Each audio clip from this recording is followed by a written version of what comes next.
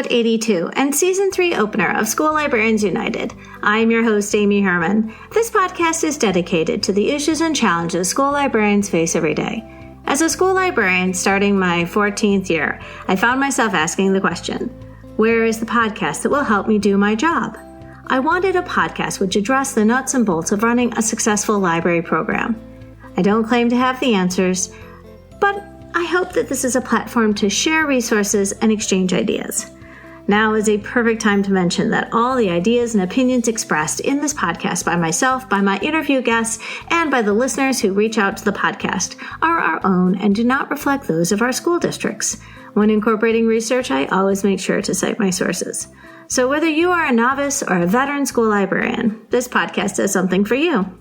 Since my last episode, which posted in June, I have been very excited to hear from listeners who are tuning in over their summer vacations.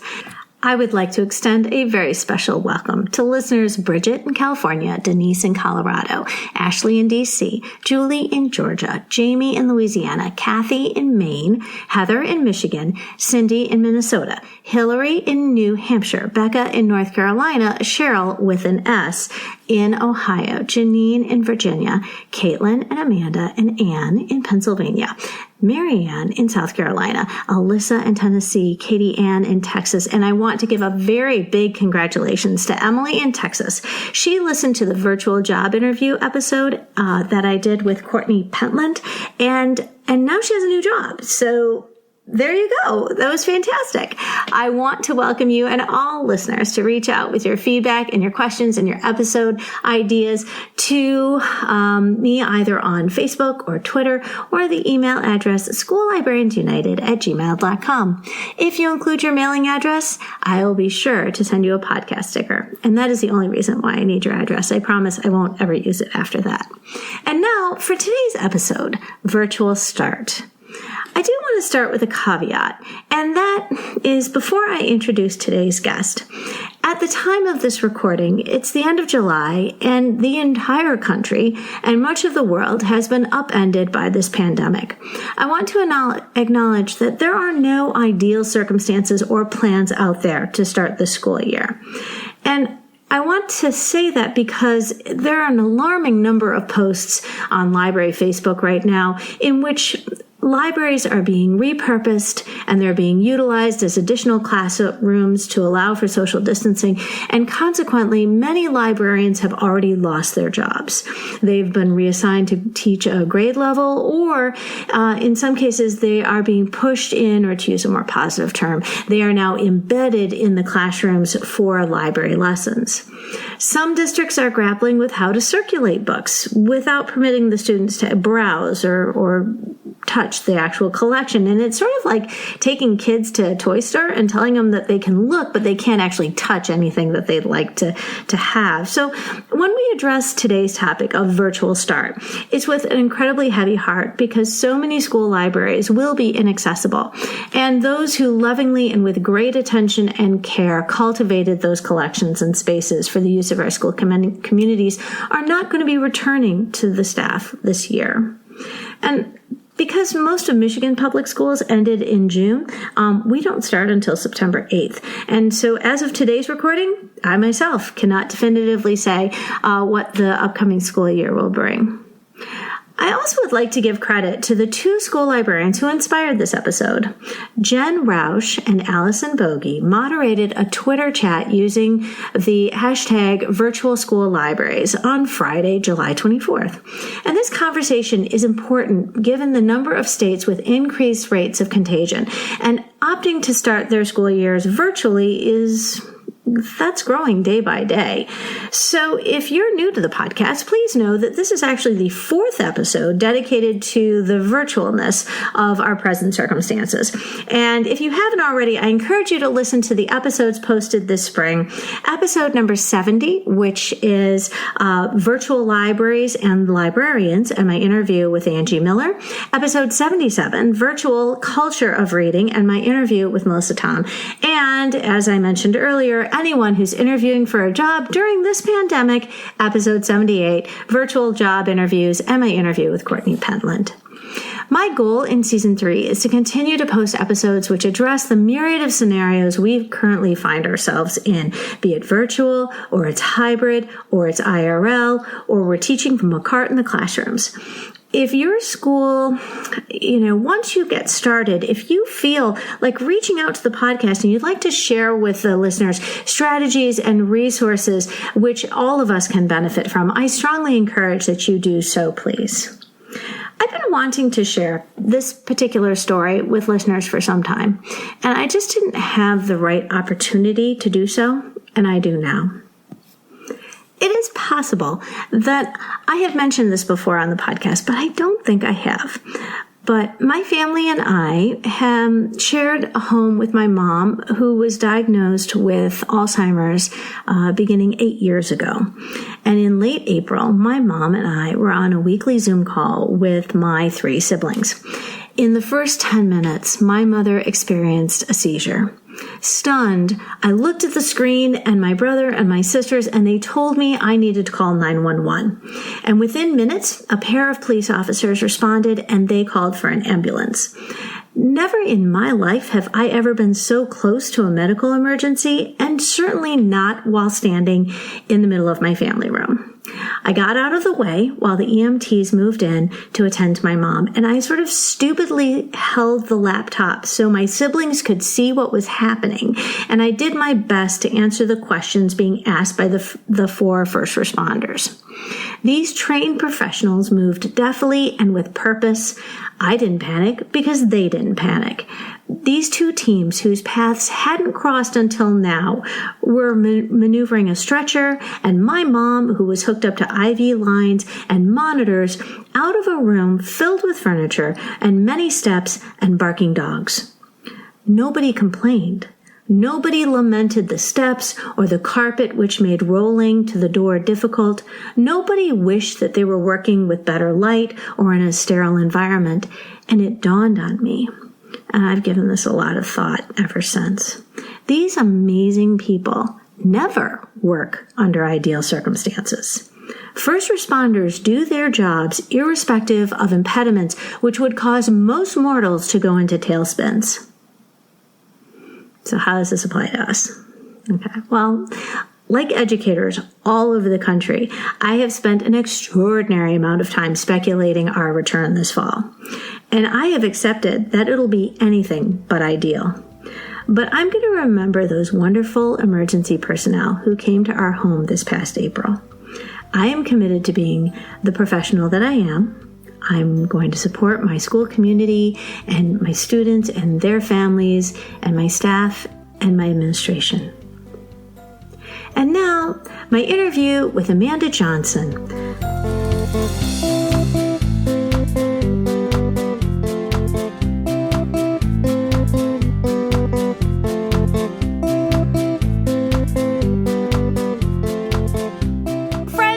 So excited to be sharing a conversation with you today. I'm talking to Amanda Johnson, otherwise known as Positive Patty. Amanda, welcome back to the podcast. I am so delighted that we're going to have this conversation today. It has been since October 2019. Feels like a lifetime ago. Listeners, if you haven't, I highly recommend that you listen to Amanda's first interview.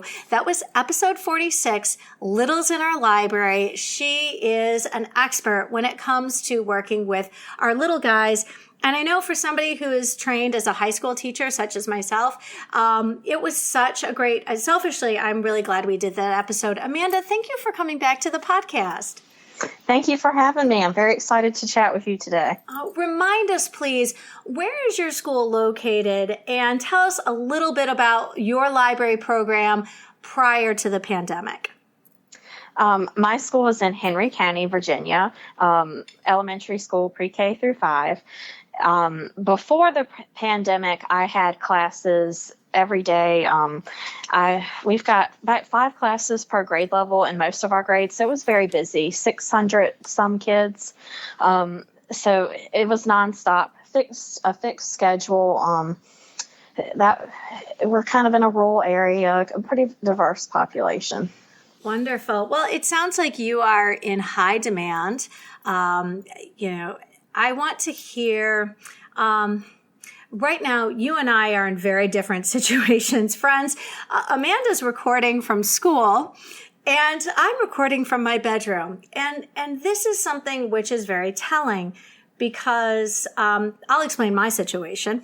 I have been allowed back into my library 2 days since the buildings closed on March 13.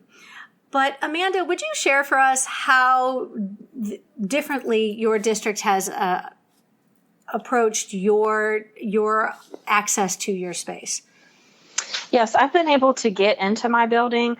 I've worked a good bit this summer on different projects. When school closed, I was able to get in, and I had some paraprofessionals who needed some clock hours, so they were able to assist me with some wild ideas I had for things that I could get done while I had extra hands and no kids around. Now, in preparation for returning to school, we go back August 10th. I am in the building now. We're working on getting iPads ready for our students. We're 1-to-1, so.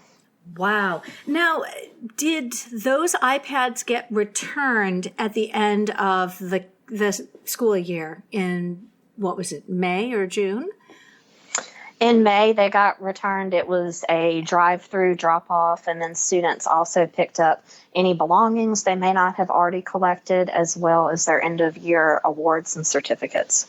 Wow. And friends, I mean, I think it's fair to say that when we have this conversation about virtually starting, let's remember that every district across the country and around the world is going to be addressing each of these challenges differently. And the reason why I wanted to have this conversation with Amanda is, first of all, she's one of the earliest starts I've heard of. She knows she's going back virtually, and our situations are so different. And I figure that what we can learn from one another is that having these conversations allows us all to think about how it pertains to our own particular spaces. So you've got on one hand, Amanda, who's had full access to her program, and I've walked in for about 6 or 7 clock hours since March. So it really does change how you look at your program and your physical space. I think that's really interesting looking at that contrast.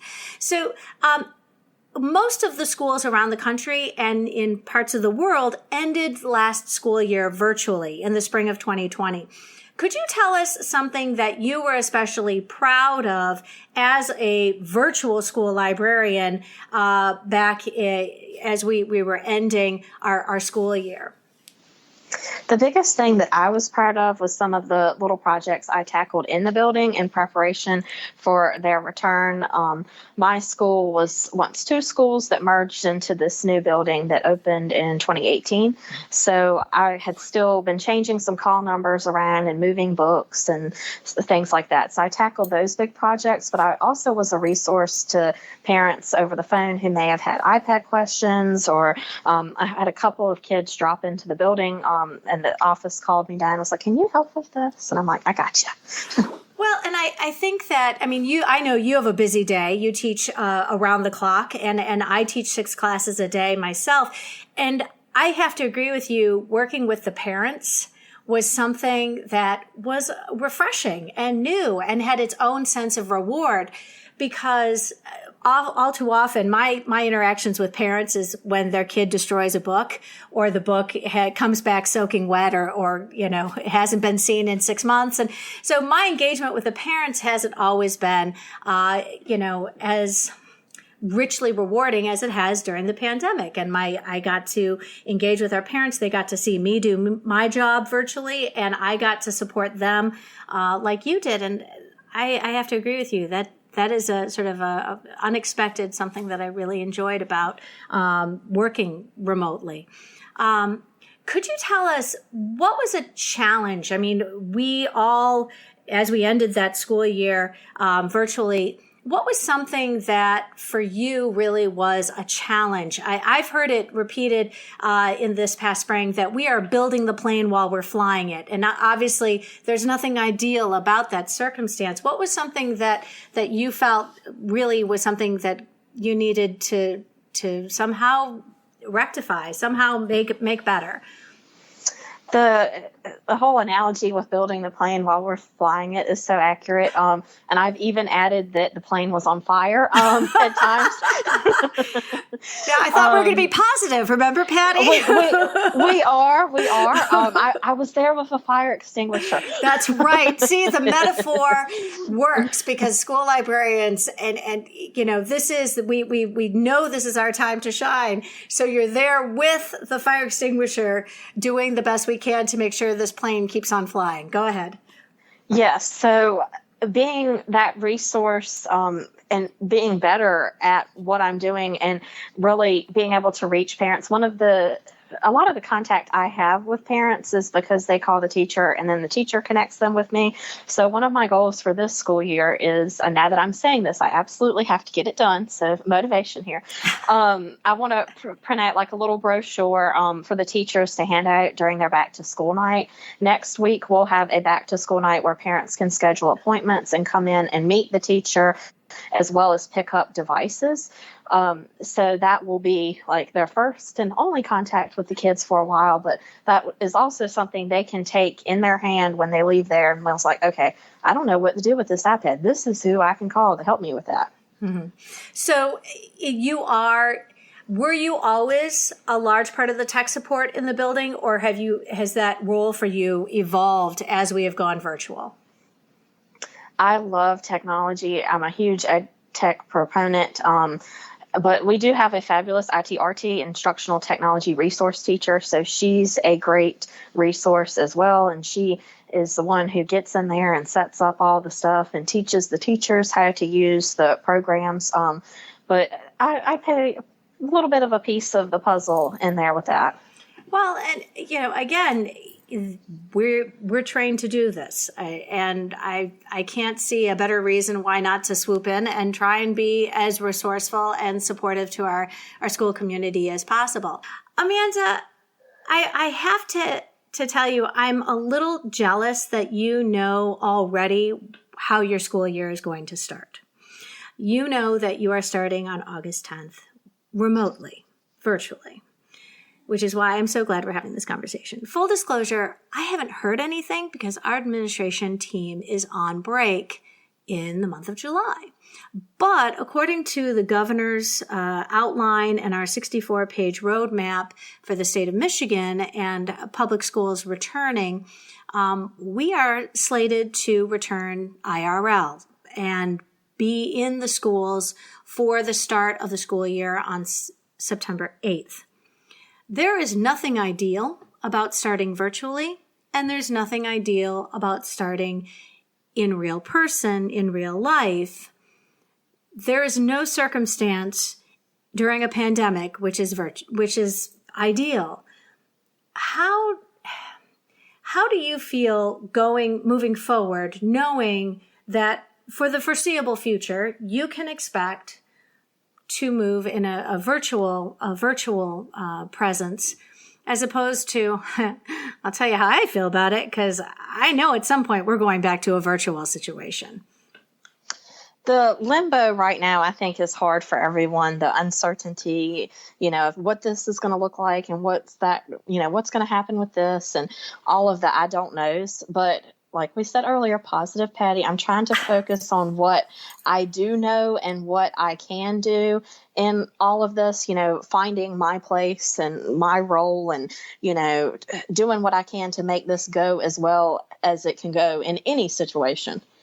Well, and I appreciate that because I know that if any of you listening have spent any amount of time on social media or the library Facebook pages, you know that there's a lot of doom and gloom and a lot of upset because, and justifiably so, for many of us, our spaces are being reconfigured. We are being pushed out of our programs. A large number of us have already been told we won't be circulating materials this year. So, but again, we're going to try and be as positive as we can because our students need us to be positive. Our staff needs us to be positive, and so do our families.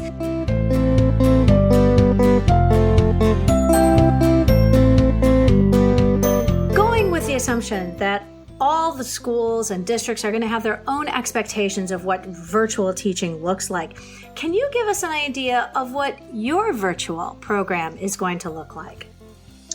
For me, I'm going to have lessons available on our learning management system. We're using Canvas, and that's being implemented this school year. So that's new for us and new for our students. I'm going to have things available for them as weekly assignments. And then I'm also going to have like little extra fun things, links to resources and books. If we were to get to a point where we were in an in-person scenario, we're trying to have it, streamless, so it'll be easy to switch from Canvas to in-person and back and forth if need be when the time comes. Sure. And you said that you didn't use Canvas last year. So can I ask, do you feel that this learning management system, this LMS for you, because it's not the only one out there, do you feel that Canvas is a platform which your littles, your students, will be able to engage with? I'm speaking as somebody who has been assigned Schoology. And I, right now the jury's still out, but like you, I didn't use an LMS last year, and that was one of our challenges because I didn't have an obvious and easy connection with my families and with my students, and it required a certain amount of working together with the teachers and working together with the administration. But do you feel Canvas is something that your students will be able to engage with? Canvas really is a blank canvas. That's the best way to describe it. So with the customizations you can do, a lot of people are creating buttons to go on their pages to take them to different things. I think it can be friendly for our little learners. Our state Department of Ed has purchased Canvas for schools that didn't have an learning management system, or maybe was looking for something better than what they had. So I know we're going to be sticking with it for a couple of years, and I think that'll help, with us getting our feet wet and getting into it. But there's so much stuff you can do with it. I'm really kind of surprised. And there are a lot of good Facebook resources. There's a Canvas for Littles Facebook group. So there's lots of different places you can go to get the help that you need with things. Well, and I agree there's a Schoology for librarians. And it's a small group, but on the other hand, incredibly responsive when you post. Because it's a smaller group, I think people tend to feel more invested in supporting one another. And you hit upon something that's really important, that when we are introduced to something, whether it's a new platform or it's some new, technology which is going to help us work with our students, some of this does come with some expectation that we're going to be teaching ourselves how we will use it. Did you receive some training that was offered to librarians, or was your training more, here's how elementary teachers would use Canvas? The training we received on Canvas, we got a lot of instructional videos from our ITRT. So a lot of it was like general, like this is how you put this in, or this is a good resource for you. There wasn't anything library specific. And a lot of the things that were shared with us could be applicable to secondary education as well. There were some elementary specific resources as well. Cool. I think where I sort of have issue is so many of these interfaces are expected to be are one size fits all. And as somebody who has worked with high school students and somebody who's worked with 5-year-olds, there is no one size fits all. And an interface that works with students who are capable and confident readers and might even be able to have some typing skills is not necessarily going to be the same interface where our littles who are still looking for letters on a keyboard and their reading skills are not where they might need to be to navigate a page. I have some concerns. Again, not trying to be negative, but when it comes to how we spent the summer, did you get on any of that Bitmoji train of educators who created virtual library spaces? Did you do any of that? I have created some buttons and things for my page, but And I have used Bitmoji in different lessons and things before, but I didn't get all gung-ho into the creating the different rooms and things. Some of them are cute, but I'm the timing of all of it, and that's just not something I had the brain power to tackle. I've been trying to gear myself more towards the content that I put in there and then fill in with some of the pretty stuff later. Mm-hmm. Well, and I agree. The comments I heard from people who created these virtual spaces, consistently it was 4 days later when I emerged from my Bitmoji world, and it was, you're right, for the people who've become really immersed in this Bitmoji space, it really can become rather consuming. But I'm a firm believer that our voices carry a great deal of intimacy. And I've had parents say to me, "You should have seen my kid's face when they heard your voice." And it wasn't a Bitmoji that was talking, it was me. And so, obviously as a podcaster, I feel that we can create community, with our voices as well. So, moving along, is it fair to say that ending the school year virtually is going to be different than starting the year virtually? Yes, very much so. I feel like when we were ending last school year, it was just kind of a triage type situation. It was emergency, like, oh my gosh, this is what we have, and what we're going to run with it. But this summer, we've all spent time preparing and wrapping our heads around whatever our future may look like. So I feel like we're going into this with some sense of, okay, this is how we're going to do this. I feel better about this. This is how I'm going to deliver new content and instruction to my kids. Good. I didn't ask you, are you guys circulating books?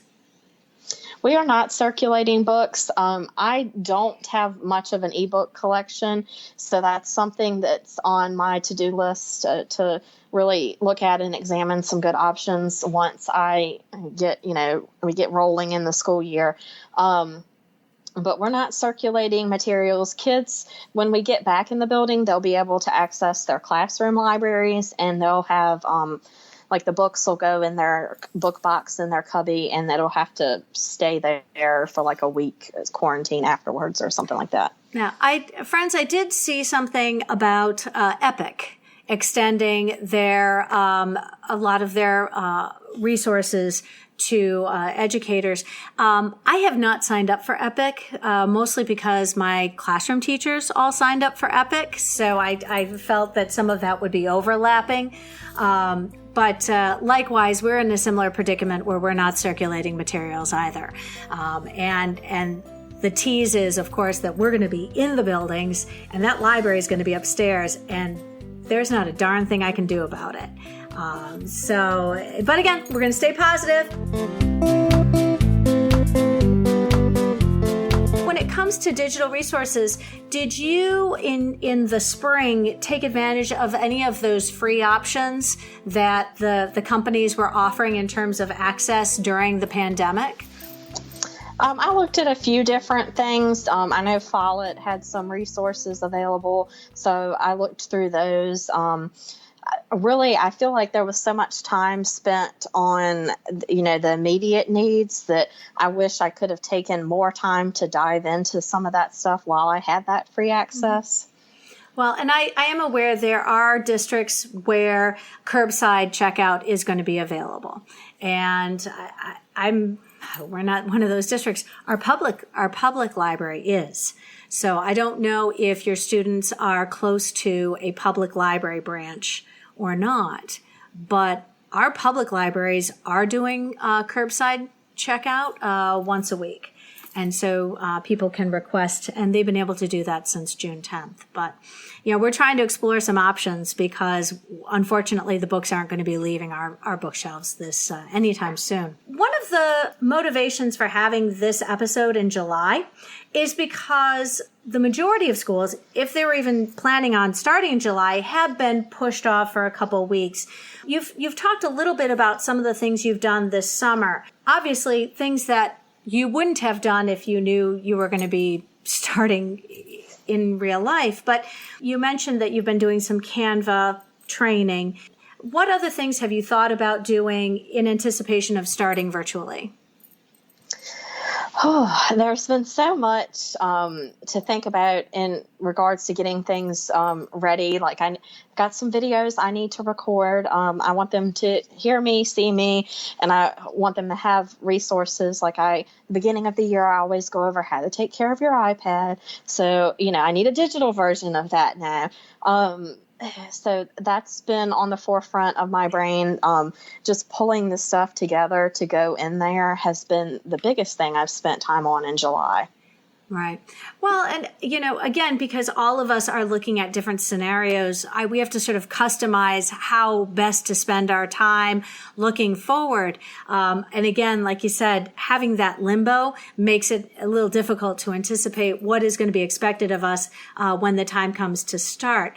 It's common practice for school librarians to reach out to our building staff in the weeks leading up to the beginning of the school year.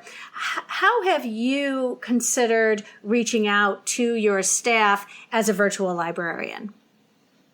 So I have seen a good bit of our staff as they've been in the building rearranging, because for a while we thought we'd be in person and they were measuring out 6 feet between desks and different things. So I've had a chance to talk with them about different things that we have. I've also seen some of them when I've been getting their classes iPads ready. I've got a couple teachers who have picked up their devices for their kids already. So really me reaching out kind of happens after I've tackled some of the major projects. I know they're looking forward to hearing from me, but they want them iPads first. So they're more than happy to push that conversation off a little bit until we get in the swing of things.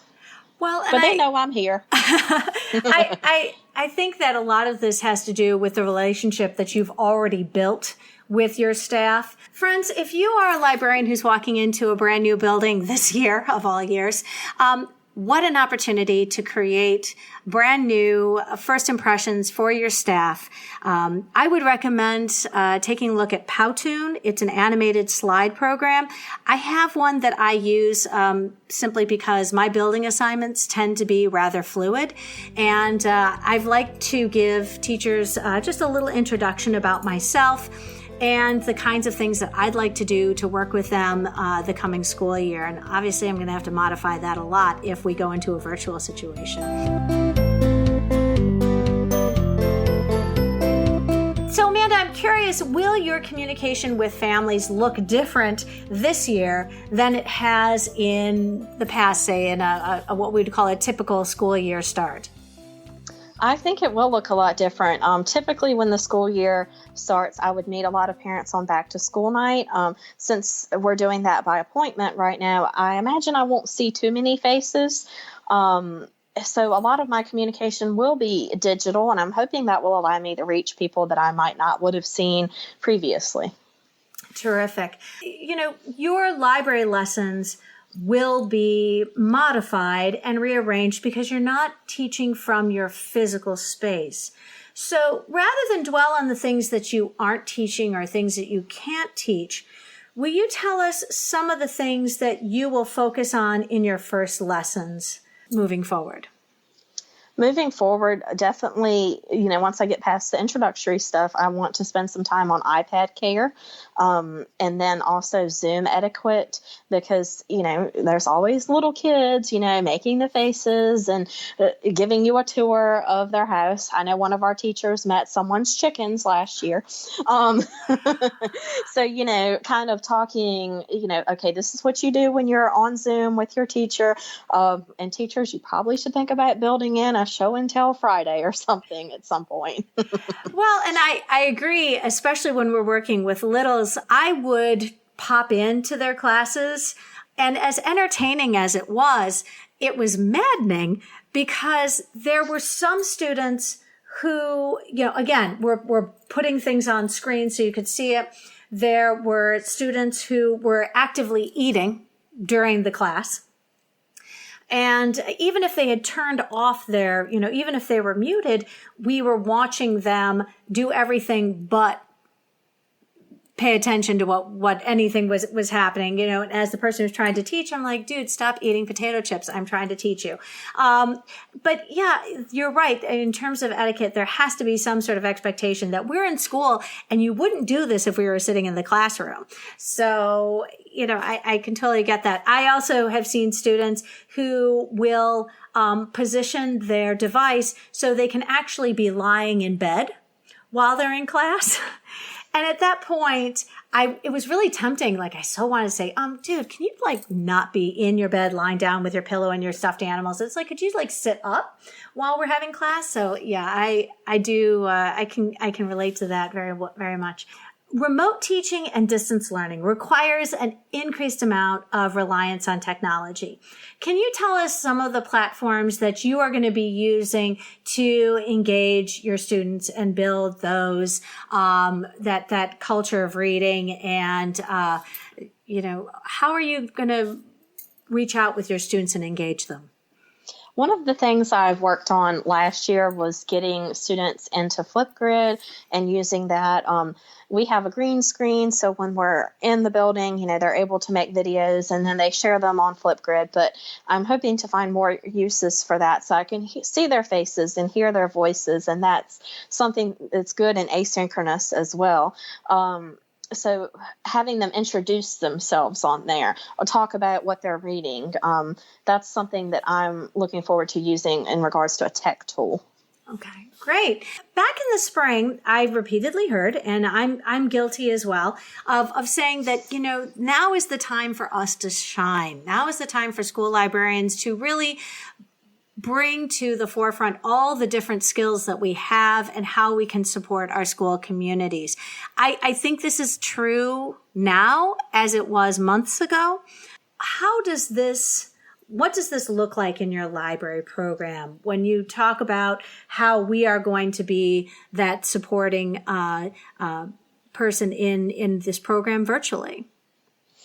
I think the biggest thing that I would have to do is supporting the teachers and also supporting the kids, giving them access to digital materials in any way possible. And also, I'm hoping to be able to help bridge the digital divide here, because that's a big issue in our county with internet in some locations. I know our secondary buildings have the wireless hotspots that students can check out, and I think that's going to trickle down to the elementary school level once they are able to make those purchases. So, identifying the needs and making sure they can get to what they need to in order to be successful.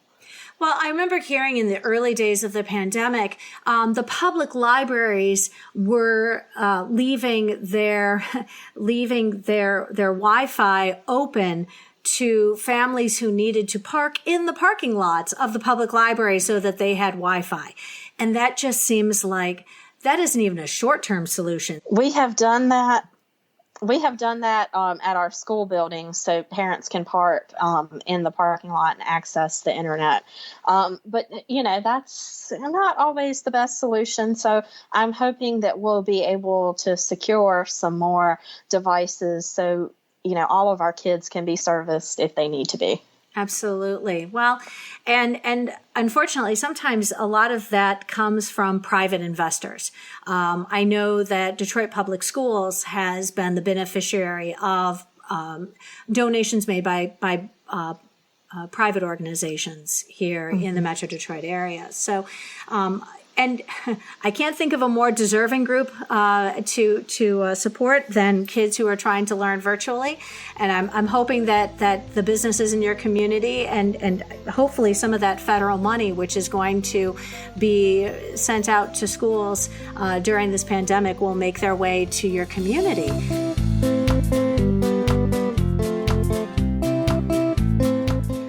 Let's try to talk about the positivity of all this. What is something that, it's the school year. The school year is starting soon for you. You've got to be excited. It's just a different kind of excitement. It is. I'm ready to see their faces, even though it's through a screen. I'm looking forward to seeing some of them when they come in for open house and just, having that connection, because through all of this, it's kind of like we've all been on our own little islands. We're not having connections with people outside of our families, or, if you go into your building and you see some of your coworkers, that's pretty much it. And it can be really isolating. And I know our kids have missed us, and they have missed some sort of routine and normalcy. So them too, knowing that they will, okay, I'm going to log in and this is what I have to do on Monday. And, I'm going to work on this. So just, they know what is expected, and they have stuff that they're expected to do. Right. I will say something that one of my buildings did, and this was kind of fun, is we had an office hour, but it was only half an hour. So we did, K2 for half an hour, and we did grades 3 through 5 for half an hour. But it wasn't just with me. It was with all the specials. So it was different because we sort of, the four of us worked together as a team to, entertain. That's exactly what we did. We entertained the kids. We engaged with them. We're talking about it was more an opportunity to just, the kind of thing you would talk about with kids in the hall, So we would have half an hour with each group, and between the Spanish teacher, the art teacher, the gym teacher, I guess there was 5 of us, and the music teacher and myself, we came up with activities to do with the kids. And you had this sort of mixed grades coming together, and siblings, and it was fun because it was that kind of messing around where you see the kids on the field, or you see the kids in the halls, and but it was kind of fun just to be able to see their faces and connect with them. And if you are in a virtual program, you might have that flexibility to work with your other team members.